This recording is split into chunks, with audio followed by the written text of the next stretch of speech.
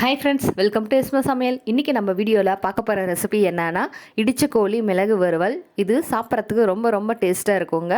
டக்கு டக்குன்னு செய்யக்கூடிய ஒரு ஈஸியான ரெசிபி.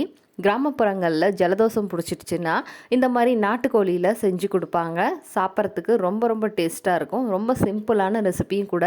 அது எப்படின்னு பார்க்குறதுக்கு முன்னாடி நீங்கள் இது வரைக்கும் நம்மளோட சேனலை சப்ஸ்கிரைப் பண்ணலைன்னா ப்ளீஸ் சப்ஸ்கிரைப் பண்ணிக்கோங்க. அப்படியே பக்கத்தில் இருக்க பெல் ஐக்கானையும் கிளிக் பண்ணிவிட்டு ஆளுங்கிற ஆப்ஷனையும் தட்டி விடுங்க. அப்போ தான் நாங்கள் போடுற எல்லா வீடியோஸுமே உங்களுக்கு உடனுக்குடனே நோட்டிஃபிகேஷனாக வரும். வாங்க இன்றைக்கி இடிச்ச கோழி மிளகு வறுவல் எவ்வளோ ஈஸியாக செய்யலான்னு பார்க்கலாம். 1/2 கிலோ அளவுக்கு போன்லெஸ் சிக்கன் எடுத்து வச்சுக்கலாம். இப்போது வடசட்டியில் கொஞ்சமாக தண்ணி ஊற்றி காய வச்சுக்கலாங்க. அதாவது சிக்கன் மூழ்கிற அளவுக்கு தண்ணி ஊற்றிக்கலாம்.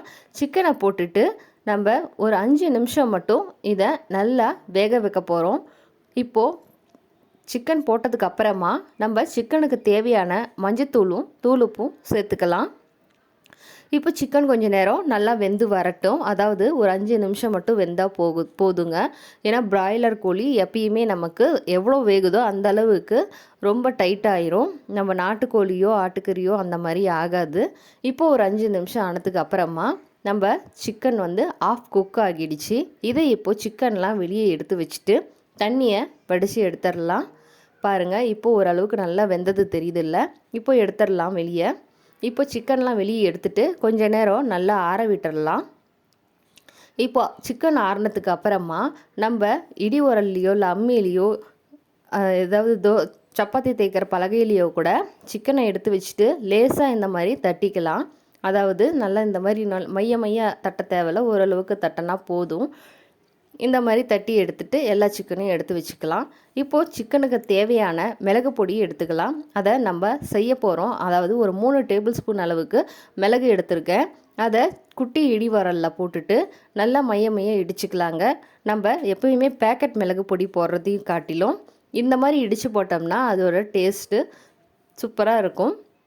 அதுக்காக நம்ம இந்த மாதிரி இடிச்சுக்கலாம். இப்போ நம்மளோட மிளகு பொடி சூப்பராக ரெடி ஆகிடுச்சு. இப்போ இது எல்லாத்தையும் சிக்கனில் போட்டு பிரட்டிக்கலாம். இடித்து வச்ச சிக்கனில் தேவையான அளவுக்கு தூளுப்பு கூடவே நம்ம இடித்து வச்ச மிளகையும் இது கூடவே சேர்த்துக்கலாம். நீங்கள் மிளகுக்கு பதிலாக மிளகாத்தூள் கூட சேர்த்துக்கலாங்க. இன்றைக்கி ஜலதோஷத்துக்கு மிளகு சேர்த்தனா ரொம்ப நல்லதுங்கிறதுக்காக நான் மிளகு பொடி சேர்த்துருக்கேன். மிளகாத்தூளோட மிளகு பொடி ரொம்பவே நல்லது.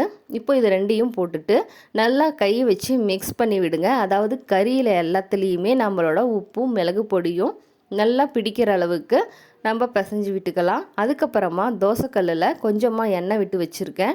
இப்போ நான் கறி போடும்போது உங்களுக்கு தெரியும் தோசைக்கல்லில் எந்த அளவுக்கு எண்ணெய் விட்டுருக்கேன்னு. இதை நம்ம டீப் ஃப்ரை எல்லாம் செய்ய தேவையில்ல, ஷாலோ ஃப்ரை மாதிரி பண்ணால் போதும். இப்போது எல்லா கறியும் இதில் சேர்த்துக்கலாம். சேர்த்துட்டு நம்ம வறுத்துக்கலாம். இப்போது லேசாக கரண்டி வச்சுட்டு இந்த மாதிரி நல்லா வறுத்துக்கோங்க. நம்மளோட கறி பொன்னிறமாக வர வரைக்கும், அதாவது நம்ம ஆஃப் குக் பண்ணியிருந்தோம்ல, இப்போ ஃபுல்லாக குக் ஆகிற வரைக்கும் நம்ம இந்த மாதிரி பிரட்டிக்கலாம். என்னோட பர்சனல் ஒப்பீனியன் என்னென்னா, நீங்கள் இந்த மாதிரி பிராய்லர் கோழியில் செய்கிறத காட்டிலும் நாட்டுக்கோழி இல்லை ஆட்டுக்கறியில் இந்த மாதிரி செஞ்சு பாருங்கள். கறி வேக்கும் போது கொஞ்சமாக சின்ன வெங்காயம் இல்லை அரை தக்காளியோ ஒரு தக்காளியோ சேர்த்துட்டு வேக வச்சிங்கன்னா அதோடய ஃப்ளேவர் இன்னமும் சூப்பராக இருக்கும். இப்போ ஃபைனலாக நம்ம கறிக்கு கொஞ்சமாக கருவேப்பிலை சேர்த்து வதக்கிக்கலாம். அப்போ அதோட வாசம் சூப்பராக இருக்கும். இந்த மாதிரி நல்லா பொன்னிறமாக 2 பக்கமும் திருப்பி பரட்டி போட்டுட்டு நம்ம கொஞ்ச நேரம் அடுப்புலேயே வச்சுக்கலாம். அதாவது கறி வேகிற வரைக்கும் அடுப்புலேயே வச்சுக்கலாம்.